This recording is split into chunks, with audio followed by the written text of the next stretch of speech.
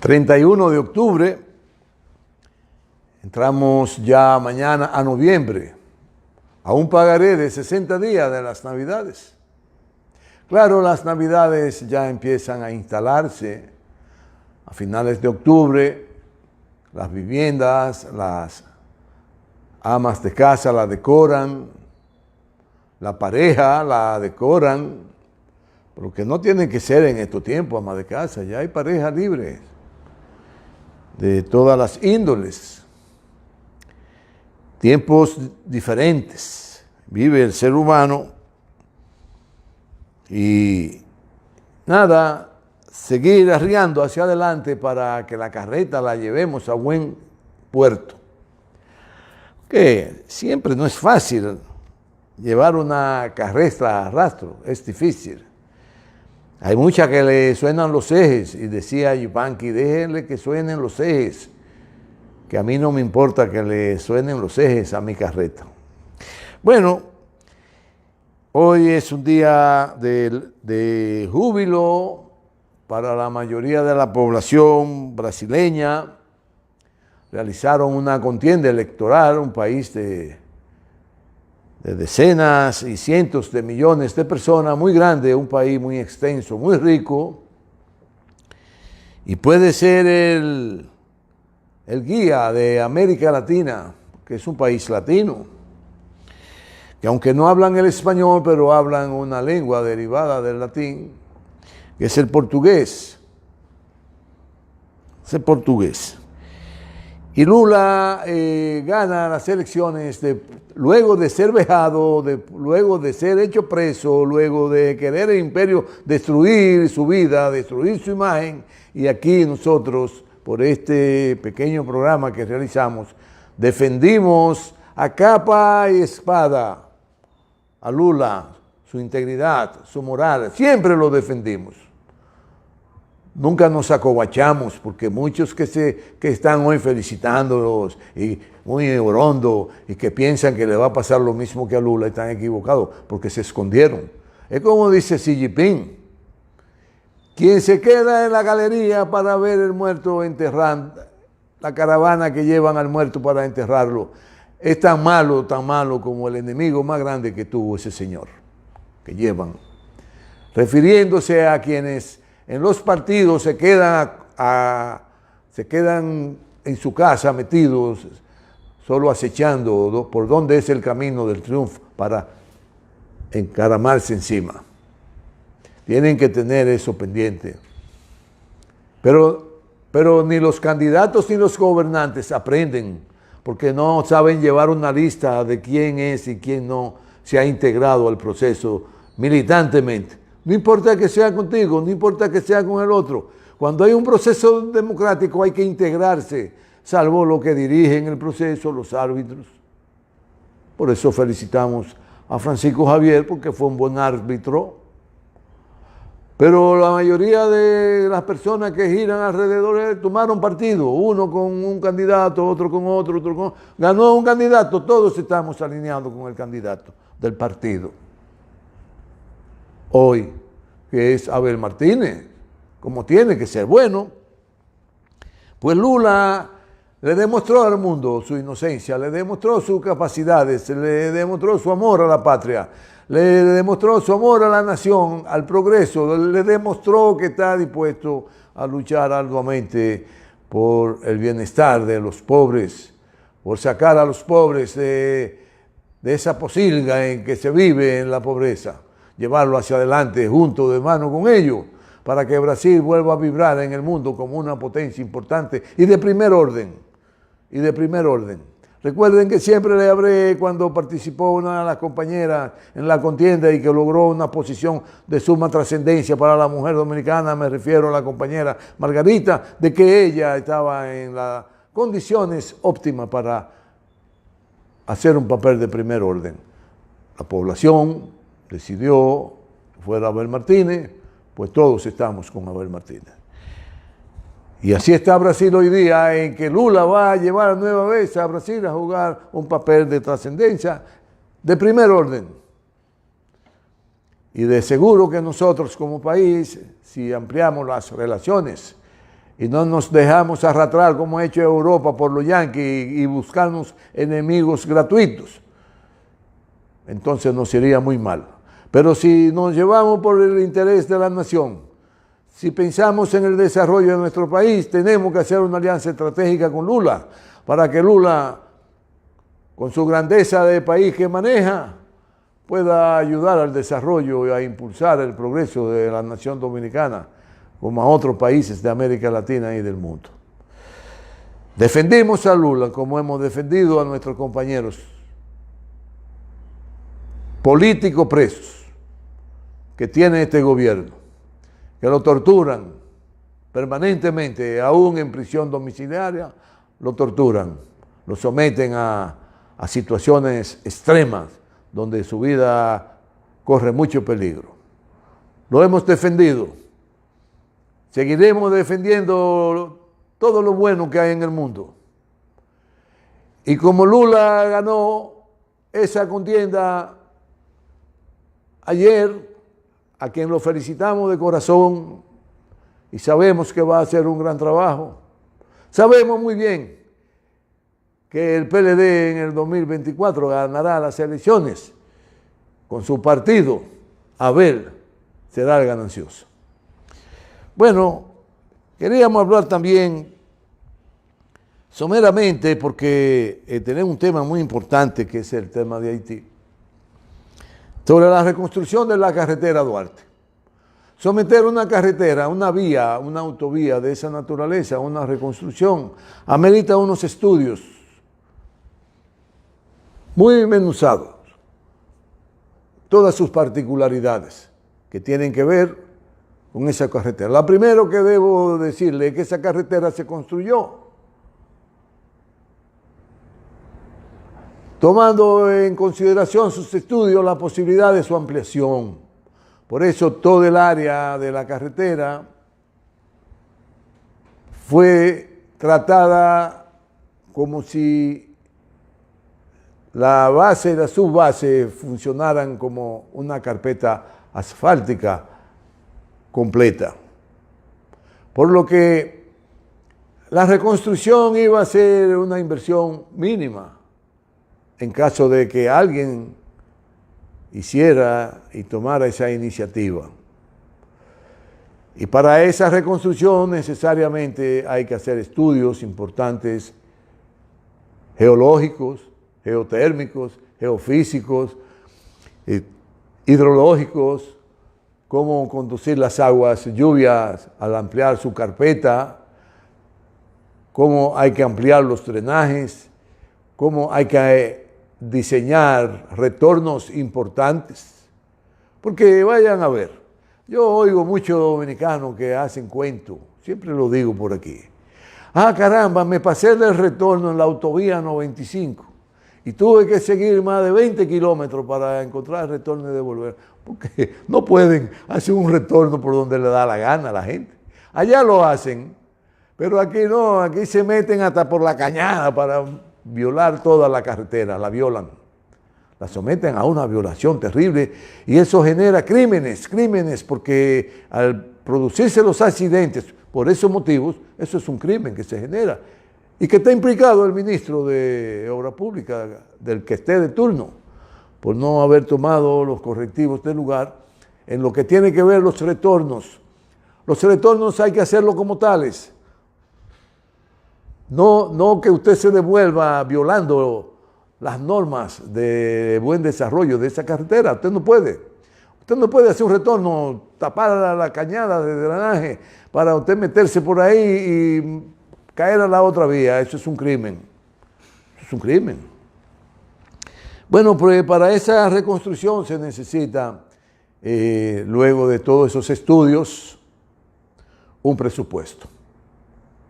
Luego que se tiene el presupuesto base, se licita a todas las compañías en capacidad de interactuar con el gobierno para realizar la solución de un problema de envergadura que tiene que ver con el desarrollo de la nación. Habría que ver si se hicieron los estudios correspondientes. Habría que ver si se hizo el presupuesto. Habría que ver si se licitó con todas las compañías, porque hay una modalidad muy rara. Quiero que sepan que la ley de contrataciones es la trampa más grande para el desarrollo del pueblo dominicano, porque es una ley que solo favorece a grupitos que ya están enquistados en un país donde desde que llegaron los españoles aquí impera la corrupción. Imagínense usted que en estos tiempos modernos, donde se ha aprendido tanto a ser corruptos del imperio americano, del lobismo americano, y de todo lo que se hace a base de lobismo y a base de dinero, ¿cómo usted puede pensar que aquí no hay corrupción? Bueno, pero se puede transparentar con leyes reales que no tengan como motivo principal favorecer a las élites. Y la ley de contratación de obras y servicios al Estado es una ley elitista, que discrimina y estanca el desarrollo de los emprendedores, de los profesionales jóvenes, de las compañías jóvenes. No hay manera de progresar.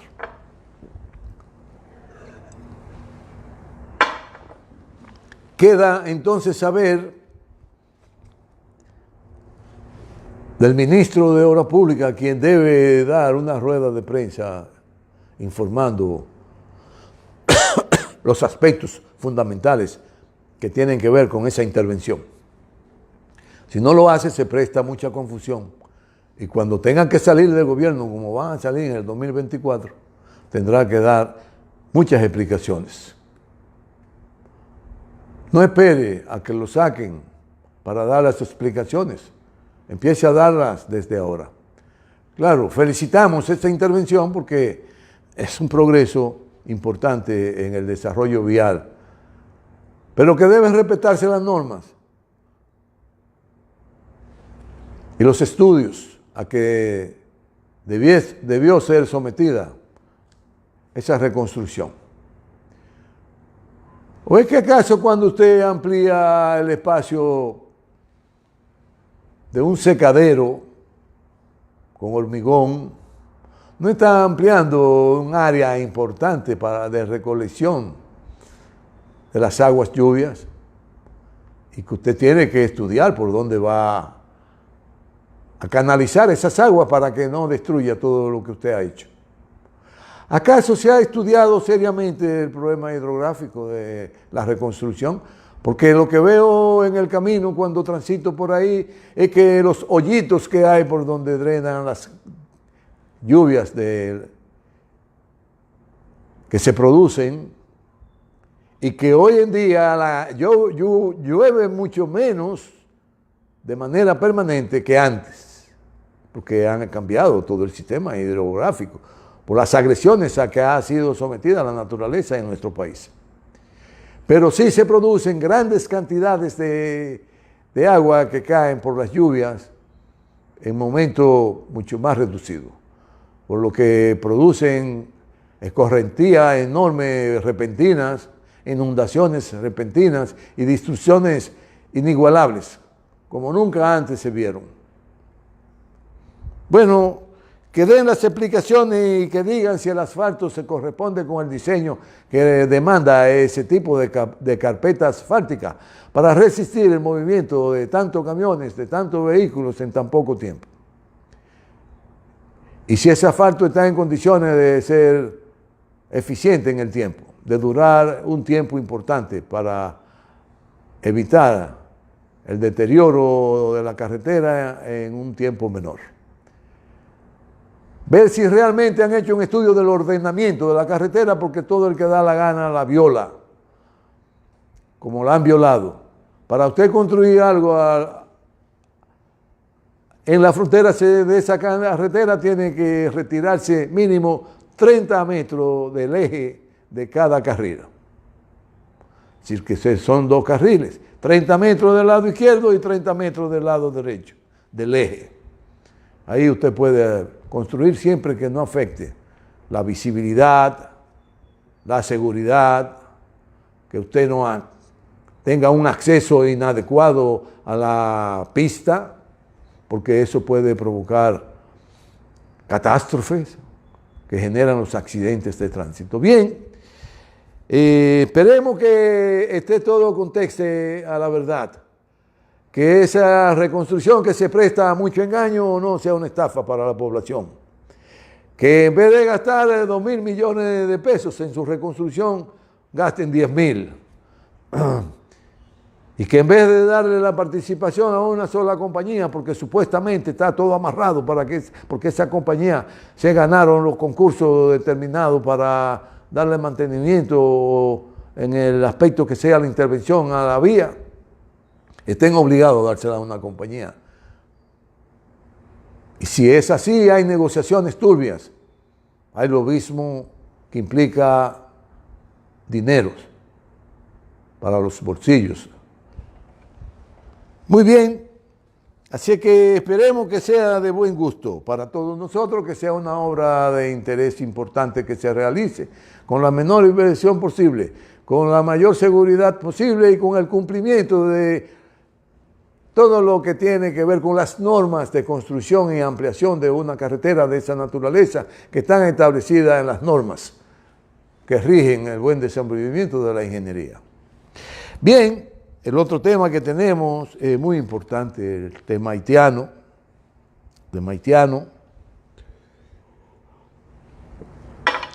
Es importante entender que para conocer los acontecimientos, por lo menos hay que hacer un pequeño enfoque histórico de qué pasó, cómo existe hoy Haití, cómo existe hoy República Dominicana y cómo existe la isla de Haití, que los occidentales le llaman la isla, la española, que se creen la madre patria. Haití es una isla aborigen, en su principio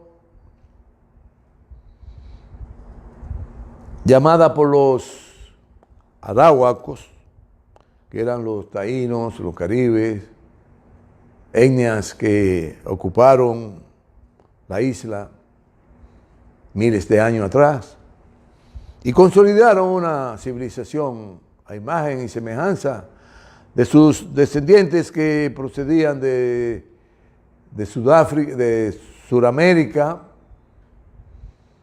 de América del Norte y procedían del Asia, en el recorrido de las migraciones humanas, en procura de tener mejores maneras de vivir, que es lo que generan las grandes migraciones. Entonces la isla significa, el nombre taíno, el nombre de los aborígenes, tierra de montaña, tierra alta. Estuvo ocupada por 5 cacicazgos. Cada cacique gobernaba su región y de cuando en cuando se producían contradicciones que generaban conflictos entre las etnias que iban consolidándose en la isla. En este caso, los taínos y los caribes. Los caribes que empiezan a llegar mucho más tarde que los taínos, quieren ir ganando terreno y eso generó muchas veces conflictos. Y hubo guerras entre esas etnias. Pero todo se fue normalizando hasta que en el siglo XV un gendarme español sale en procura de encontrar nuevos territorios y colonizarlos. Pues así sucedió. Llegaron en el 1492 y colonizan la isla. De una manera bestial, de una manera indolente, de una manera a la altura de los colonizadores, de exterminio de sus poblaciones, luego que enfrentan los habitantes de la isla a los taínos y a los caribes y lo diezman. Imponen un sistema de esclavitud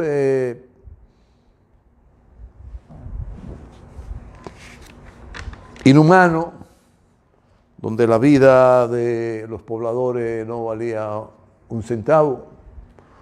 Hubo mucha pérdida de vidas de nuestros aborígenes por enfermedades congénitas de los europeos, como la viruela y otras enfermedades. Pero no la mayoría. La mayoría de la población fue diezmada por los crímenes y los vejámenes a que fueron sometidos nuestros aborígenes. Y sigue desarrollándose hasta que entonces los imperios empiezan a cuestionar el imperio español y a tratar de desplazarlo. Y tanto Inglaterra como Francia empiezan a ocupar islitas, islotes. Los portugueses se ocupan una parte importante de Sudamérica. Eso se establecen los portugueses en Brasil, el Brasil de Lula hoy. Y esas luchas interimperiales de entonces da como resultado que Francia coloque una cabeza de puerto en la parte occidental de la isla. Luego de que los filibusteros y los bucaneros asediaban permanentemente a los pobladores, y por la debilidad que ya empezaba a tener el imperio español, los gobernantes españoles de entonces aquí en la isla concentran toda su población en la parte este y de alguna manera se descuidan del occidente, y ahí entonces Francia, luego de grandes guerras, aliada con Inglaterra contra España, logran arrebatarle la parte occidental de la isla. E imponen ahí a fuego y sangre una esclavitud nunca vista en la humanidad. Concentraron todos los negros ya esclavos que habitaban la parte occidental y una parte de los negros de la parte oriental, es decir, de la que hoy somos los dominicanos. Lo concentraron en la parte que hoy es Haití. Y ya por un tratado que Francia tuvo que firmar, tuvo que reconocer que Francia era la colonia, la colonizadora de la parte occidental de la isla, y duró siglos explotando, diezmando a la población, y cada vez que disminuían la población traían más esclavos, 36,000 por mes mínimo. Los enfermos se los llevaban. Hay que saber cómo era que trasladaban, cómo era que cazaban a los esclavos en el África. Por eso recomendamos hace un tiempecito que se viera una película, porque todo lo que estamos diciendo aquí no es porque somos pro-haitianos, no, ni pro-español, ni nada, no, es lo que han escrito ellos, los imperialistas. Es decir, todo eso lo han escrito ellos. Usted lo busca en Google, lo busca en Wikileaks, lo busca, mírenlo ahí, todo eso, usted lo busca ahí, son ellos que lo han escrito. Por eso hay esa película que hicieron ellos por Netflix, que se llama La Amistad, que era el nombre que le pusieron a una gran góndola que transportaba esclavos.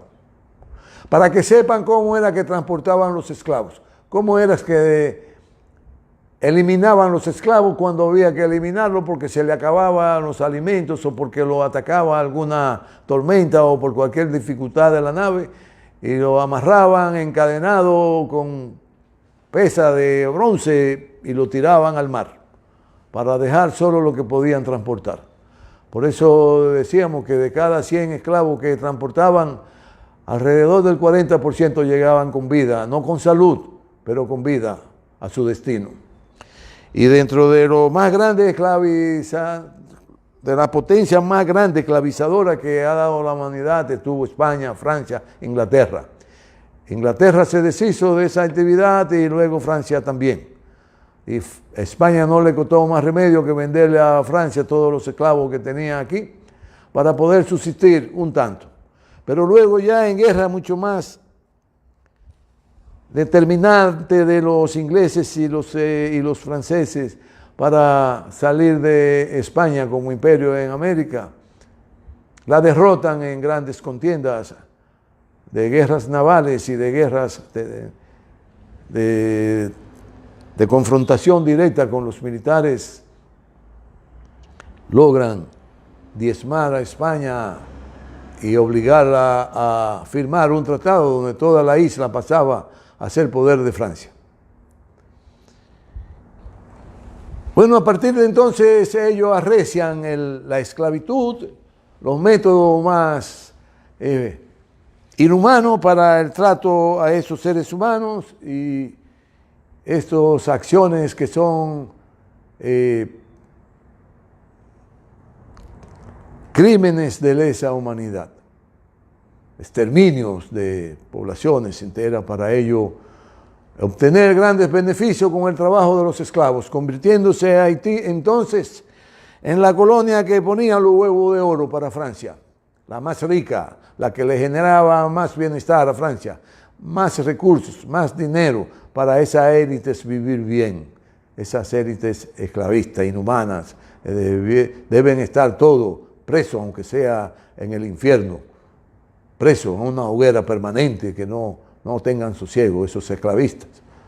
Eso es nuestro deseo, de que el infierno no se apague nunca, que la hoguera lo calcine hasta las entrañas mismas de la historia, para que nunca jamás vuelva a imperar la esclavitud.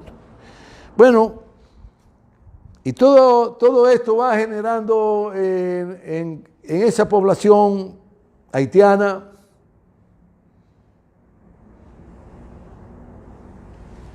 llamada entonces la isla La Hispaniola,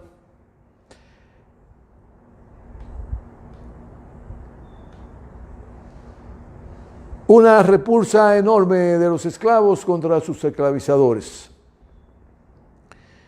Y se dan grandes conatos de revueltas de los africanos contra la dominación esclavista francesa. La mayoría fueron subyugados, fueron derrotados. Hasta que ya luego avanzado más de siglo y medio, reitero que esa parte occidental estuvo poblada por los Casegagos, Marién y Jaragua, de occidente de la isla. Ya para más adelante de un siglo y tanto, que surge un iluminado intelectual, esclavo, Toussaint Louverture, y estudia de cabo a rabo la conducta de los esclavos, las dificultades de los esclavos, las necesidades en el momento imperante para unificar a los esclavos, porque no se entendían, todos hablaban dialectos diferentes. El único idioma homogéneo que había era de los esclavistas, el francés, pero los esclavos todos hablaban idiomas diferentes porque eran de etnias diferentes que hablaban en su tierra natal, en el África. Uno lo atrapaban en Nigeria, otro lo atrapaban en el Congo, otro lo atrapaban en el Sudáfrica, y todo eso con atarraya, los raptaban, en complicidad con siempre los entreguistas del territorio, siempre hay entreguistas, en complicidad con esos entreguistas, para vender los esclavos a los franceses, a los ingleses, a los españoles, a los árabes, que fueron los primeros que empezaron a comprar esclavos negros en el África. Los árabes es quienes enseñan a los africanos a pervertirse. Bien, Toussaint crea entonces la necesidad de que todos hablen un solo idioma y logra que todos asumieran el creol como su idioma.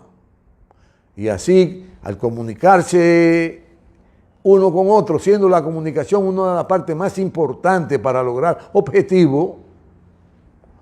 Por eso decimos que el imperio occidental está quebrado, está determinado a desaparecer, porque solo un poquitito de personas del planeta hablan el inglés. Luego, miles y miles de millones hablan otros idiomas. Así que no son potencia, porque... Y logra Toussaint entonces, ya para el siglo XVIII, aproximándose al XIX,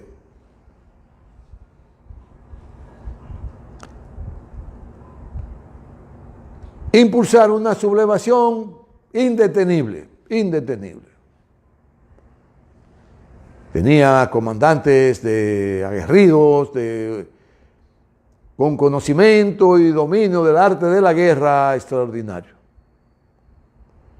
Pero todo esto luego de todas las aberraciones, de todas las violaciones, de todo el debacle que le impusieron a esas etnias que procedían del África, porque la nativa la diezmaron, aunque siempre queda, como dice el presidente López Obrador, siempre queda, siempre dejan algo, no se lo pueden llevar todo. No pudieron matar a todos los aborígenes, no pudieron. Claro, como etnia desapareció, algo muy lamentable para la cultura de nuestro país, de nuestros países. Pero bien, al unirse por el idioma todas estas etnias de africanas, dirigida por Toussaint, empiezan a ganar un terreno enorme y empiezan a enfrentar a los esclavistas con eficacia y con éxito. Bueno, pues ya para 1790 y tanto, Toussaint libra una gran batalla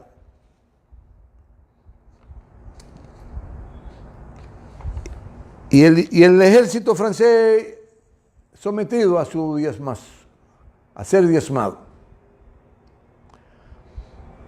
Alcanzan grandes logros, pero en medio de los combates Toussaint cae preso. Lo llevan a Francia y en Francia lo matan, porque no pudieron doblegar los principios y la determinación de Toussaint de liberar a su pueblo del yugo de la esclavitud. Pensaron que habían derrotado a los haitianos y los haitianos toma la vanguardia de la guerra Louverture. Un gran guerrero, un gran comandante, y logra ya para el 1802 Louverture derrotar al ejército francés. Y quiero que sepan que en esas luchas guerreras el ejército francés empieza a perder su hegemonía en el mundo, porque solo los haitianos le mataron más de 70.000 efectivos. Claro, quieren decir que murieron por enfermedades. No, murieron por la guerra, porque fueron derrotados por los haitianos. Pueblo indómito. Derrotar al imperio francés, un pueblo esclavo, y se convierte entonces ya para el 1804 en la primera nación libre del mundo de la esclavitud y de la raza negra. El primer gobierno libre en el mundo de la raza negra, procedente de los esclavos que habían sometido a esa maldad los ingleses, los franceses y los españoles, es el pueblo haitiano. Claro, el pueblo haitiano siempre sometido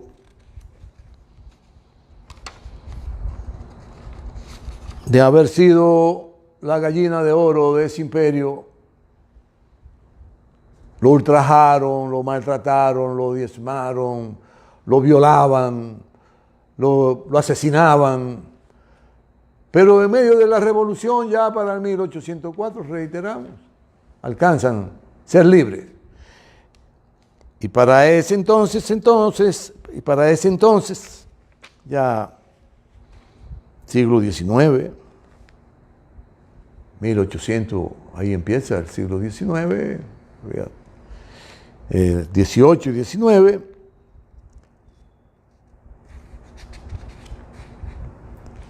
Al extremo de que hoy día todavía la ONU celebra el 14 de agosto del 1791, que es cuando inicia la Gran Revuelta, una ceremonia para recordar el logro de la liberación de la esclavitud en América por parte de Toussaint y de Dessalines.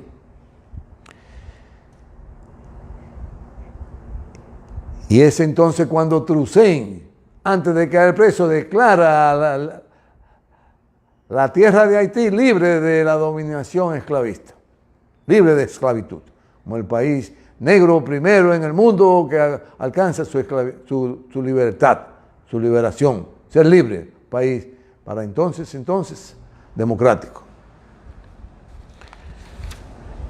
Claro, todo esto hay un juego geopolítico y Estados Unidos interviene, hace alianza con Toussaint, porque a Estados Unidos le interesaba derrotar, debilitar al imperio francés y así tuvieran que irse de Luisiana, que los franceses tenían esa parte tomada, porque Estados Unidos hubo guerras sangrientas muy importantes.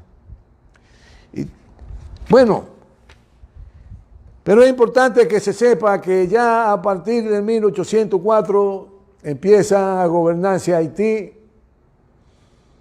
bajo la liberación de su territorio de la esclavitud y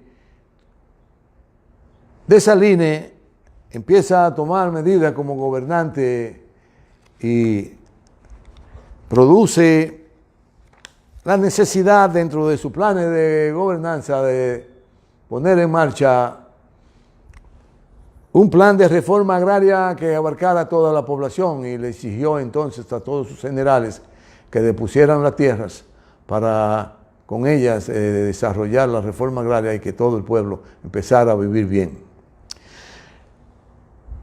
Como hemos dicho, Haití es formado por etnias muy diferentes, muy disímiles, muy desiguales. Siempre ha habido en el África luchas intestinas entre las etnias, muchas de las veces asusadas, como pasó con los Tutsi y los Opsi, que asusaron los belgas para que en menos de una semana se mataran más de 2 millones de seres humanos, para ellos robarse la riqueza de esos territorios. Pues Haití ha estado sometido entonces a esos vaivenes de intrigas, desasosiegos, de saqueos, de violaciones, un país sometido a las más terribles crueldades de los imperios, por ser negros, sobre todo los occidentales imperialistas, son blancos, someten a la humanidad a aberraciones inconcebibles. No importa que sean árabes, no importa que sean turcos, no importa que sean asiáticos, no importa que sean aborígenes de América Latina y de América del Norte. Porque en América del Norte los blancos aniquilaron los aborígenes norteamericanos. Y ya instaurada para el 1900, luego de que pasaron varios gobernantes después que asesinaron a Dessalines. Dessalines lo asesinan los generales, porque Dessalines procuraba hacer una gran reforma, como la hizo Balaguer aquí, que hizo una gran reforma, no fue mentira. Claro, con otros métodos, no que la donaran, sino que él se la compraba a las élites que poseían grandes extensiones de tierras productivas, sobre todo la de arroz. Bueno, y esas contradicciones que se generan en un pueblo como el haitiano, por eso les sugerimos que vean la película La Libertad, que es una nave de transportar esclavos, donde se cometen crímenes aberrantes.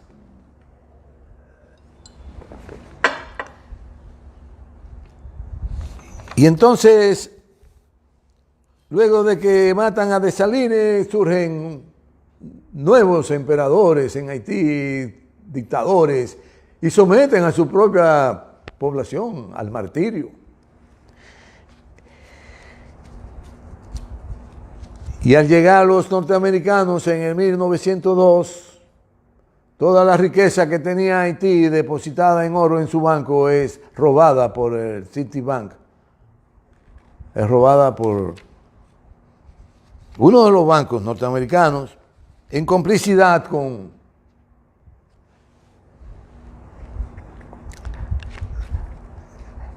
el sistema de valores que ellos tienen, de Wall Street. Ya para entonces se robaron una cantidad enorme de miles de millones de dólares. Amén de que el pueblo haitiano es sometido de manera infernal a tener que pagar una cuota por alcanzar ser libres. Donde se le impuso a Haití, luego de ganarle la guerra a Francia, a la obligación de pagar más de 90 millones de francos de entonces. Estamos hablando de miles, cientos de miles de millones de dólares hoy día. Tuvieron que pagarlo en situaciones muy difíciles como gobierno independiente para tener la capacidad y pagar esas deudas. Tuvieron que hacer muchísima diablura para producir y ver cómo pagaban.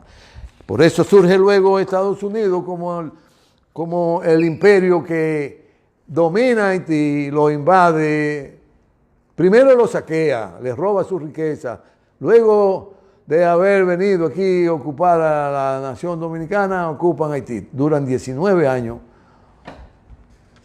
saqueando a Haití, como lo saquearon los ingleses, los franceses y los españoles, donde a la isla todas sus riquezas en madera, en oro, en cultivo, todo lo que producían, toda su riqueza humana, fueron robadas y diezmadas. Y hoy día Haití, entonces, la situación es igual, es igual. La insidia, las desavenencias, los intereses grupales de los grandes capitalistas haitianos, de los grandes capitalistas del imperio occidental, de las grandes riquezas de Haití que quieren saquear, que quieren seguir saqueando, que mantienen esa vida de insidia entre el pueblo, de que matan a los presidentes en complicidad con esas potencias y con sus vecinos. Porque ¿cómo es posible que aquí se permitiera que todos esos colombianos que fueron a matar al presidente Juvenal se pasearan aquí como héroes nacionales colombianos, criminales a sueldos? ¿Cómo es posible?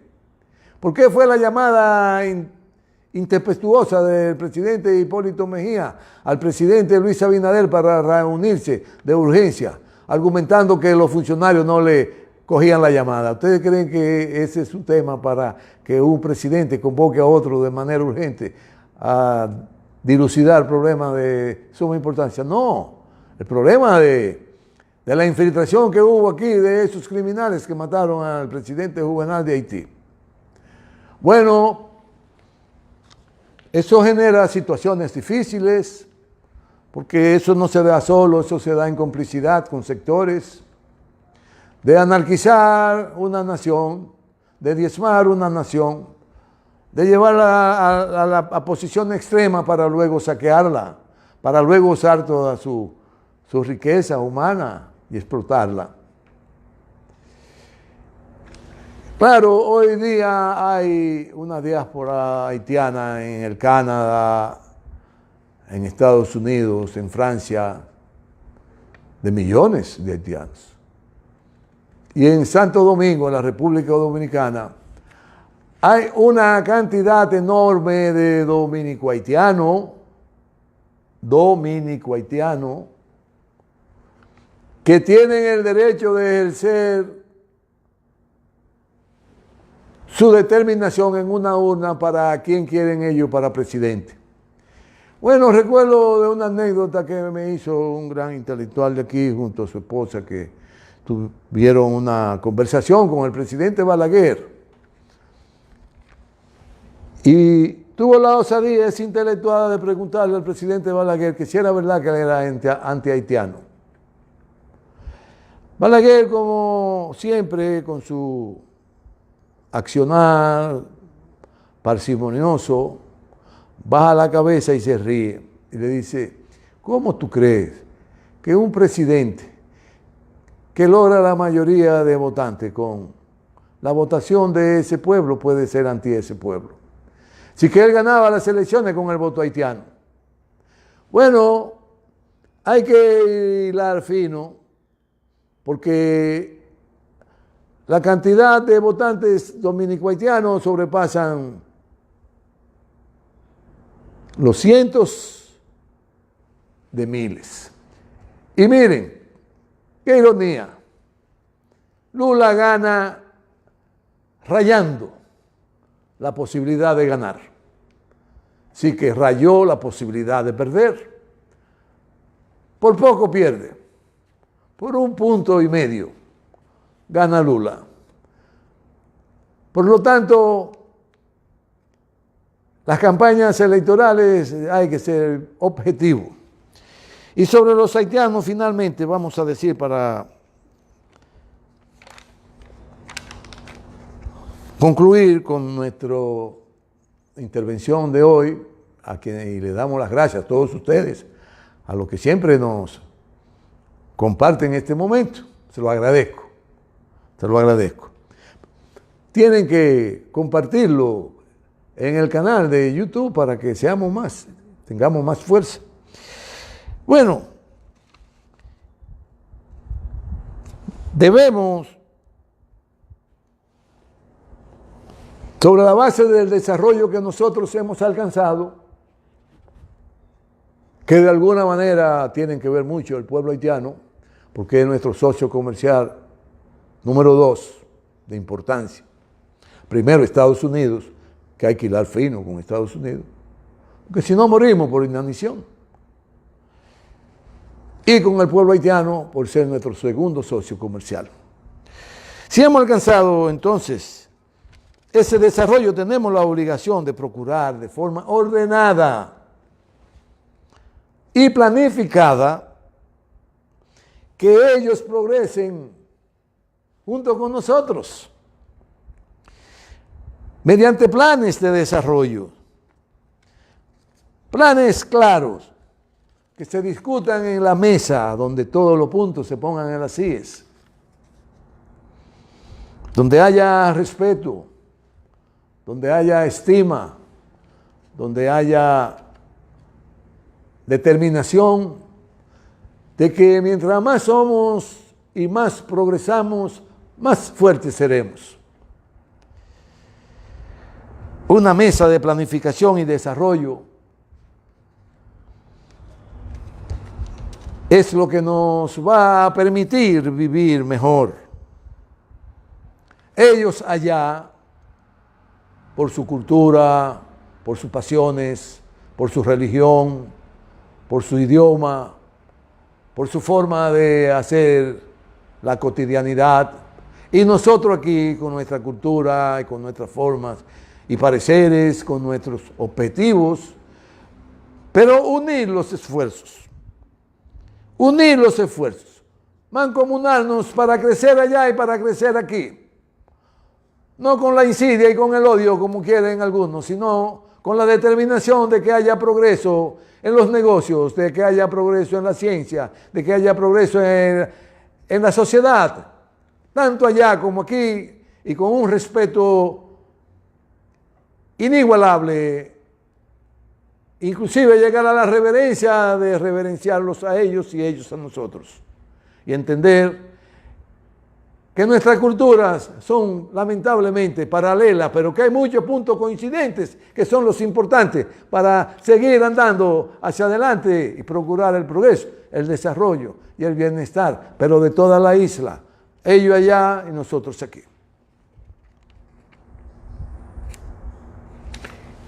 No mendiguemos que resuelvan, no pidamos limosna para resolver el problema haitiano por otras naciones. No, es una responsabilidad histórica de nosotros los dominicanos que hemos alcanzado un nivel de desarrollo, convocarlos a ellos para en una mesa de diálogo empezar a impulsar los planes que van a procurar que no haya la necesidad de que ellos emigren masivamente para acá, sino que emigren ordenadamente como nosotros también podamos emigrar ordenadamente hacia allá.